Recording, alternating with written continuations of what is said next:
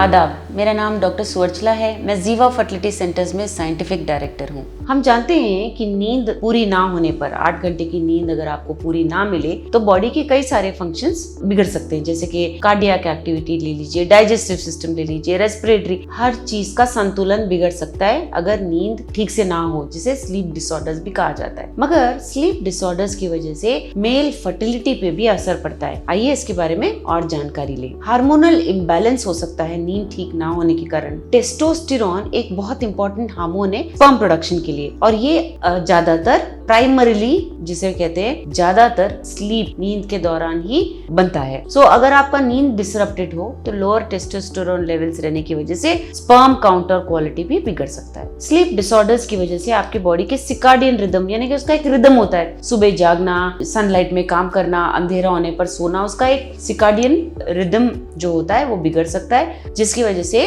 Regular release, hormones का regular release भी बिगड़ सकता है। ना केवल रिप्रोडक्टिव हार्मोन्स बट थायराइड ले लीजिए, प्रोलैक्टिन ले लीजिए, आपके जनरल वेलबींग के लिए भी ये अच्छा नहीं होता है। यही नहीं, इन सब हार्मोन्स का आपके रिप्रोडक्टिव हार्मोन्स पे भी इफेक्ट होता है। सो इसीलिए प्रॉपर स्लीप बहुत जरूरी होता है। नींद ठीक ना होने पर स्ट्रेस और एंजाइटी भी ज्यादा हो सकता है। स्लीप डिप्रिवेशन यानी कि नींद ठीक से ना होने की वजह से स्ट्रेस हार्मोन्स का लेवल बढ़ जाता है, जैसे कि कॉर्टिसोल। हाई कॉर्टिसोल लेवल्स की वजह से टेस्टोस्टेरोन ठीक से रिलीज नहीं होता, क्योंकि उसके रिलीज से प्रोडक्शन में कॉर्टिसोल इंटरफेयर करता है। बाकी हार्मोन्स में भी ये जो कॉर्टिसोल होता है, इसका नेगेटिव इफेक्ट पड़ सकता है, जिसकी वजह से स्पर्म प्रोडक्शन भी कम हो सकता है। अगर क्रॉनिक स्लीप प्रॉब्लम से, यानी कि बहुत लगातार आप ठीक से नहीं सो रहे हैं, तो आपको एंजाइटी हो सकता है, डिप्रेशन, ये सब होने की वजह से फर्टिलिटी कम होने के चांसेस होते हैं। स्पर्म क्वालिटी भी ठीक नहीं रहता। स्पर्म, ये देखा गया है कि स्लीप डिसऑर्डर्स जिसमें होते हैं, लो स्पर्म काउंट होते हैं, रिड्यूस्ड मोटिलिटी यानी कि स्पर्म का एबिलिटी अंडे तक पहुंच पाना,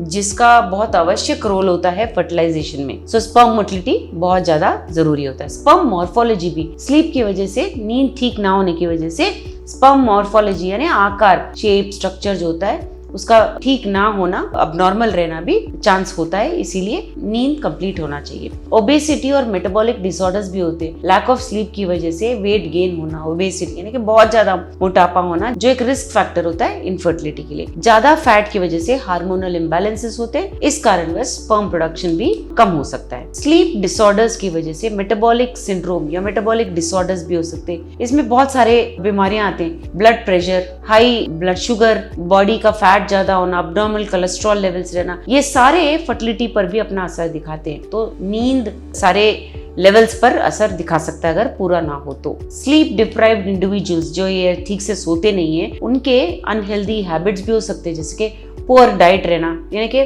कभी भी खा लेना, ज्यादा फ्रीक्वेंसी में खाना, एक्सरसाइज ठीक से ना कर पाना क्योंकि थके हुए होते, स्मोकिंग, एक्सेसिव अल्कोहल कंजम्पशन, ये सब हो सकता है, जिसकी वजह से फर्टिलिटी पे असर पड़ सकता है। तो आप देख सकते हो कि नींद ठीक से ना होने की वजह से, ये तो आपने बहुत सारे वीडियोस में देखा होगा, पढ़ा होगा कि नींद ठीक ना होने से बहुत सारे बॉडी के फंक्शंस ठीक नहीं होते, लेकिन फर्टिलिटी पे भी, स्पेशली मेल फर्टिलिटी पे भी इसका असर देखने को मिलता है। इसके बारे में और जानकारी के लिए अवश्य जीवा फर्टिलिटी सेंटर्स आइए। धन्यवाद। हमने इस वीडियो बनाने के लिए बहुत मुशक्कत की है। मेहरबानी करके हमें लाइक और सब्सक्राइब जरूर कीजिएगा।